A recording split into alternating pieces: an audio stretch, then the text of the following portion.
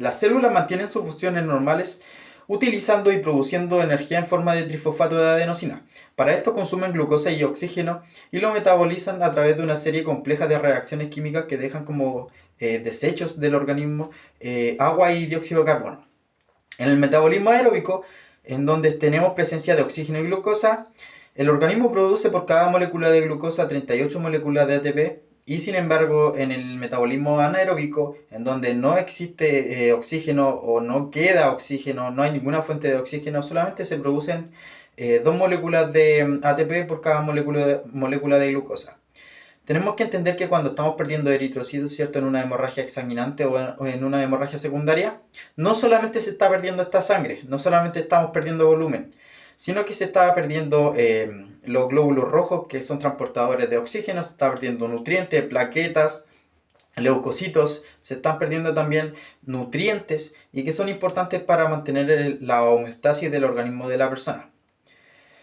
Cuando se pierde esta sangre, se empieza a producir, por la falla o por la pérdida de oxígeno, se empieza a producir hipoxia, se empieza a producir también hipoxemia y obviamente con esto se empieza a generar la acumulación de ácido láctico en el organismo porque empieza a trabajar el organismo en un estado que no utiliza oxígeno porque como les mencionaba, estamos perdiendo este oxígeno que es vital para el funcionamiento de una persona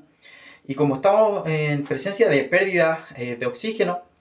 puede llegar a generar ácido láctico o producir ácido láctico. Con esto también se genera una acidosis metabólica y un problema mucho mayor. Porque tenemos que entender que, como lo mencionaba en el metabolismo anaeróbico, se trabaja sin presencia de oxígeno que deja como subproducto el ácido láctico que les mencionaba anteriormente. En este llega un punto en el cual ya empieza a consumir la energía que tiene almacenada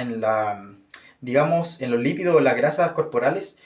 pero llega un punto en el cual esto ya no es reversible o ya no es compensatorio, ya no se puede compensar porque es demasiado la acidosis que se genera en el organismo y esta acidosis va a generar otros problemas mayores como lo vendría siendo la coagulopatía, la hipotermia y la hipocalcemia.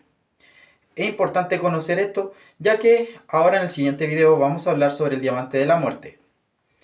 Toda esta serie complejas de puntos que mencioné recién van a ser todos productos en sí del metabolismo anaeróbico que debemos revertir de forma inmediata para poder mantener o para poder resguardar cada eritrocito que vaya quedando.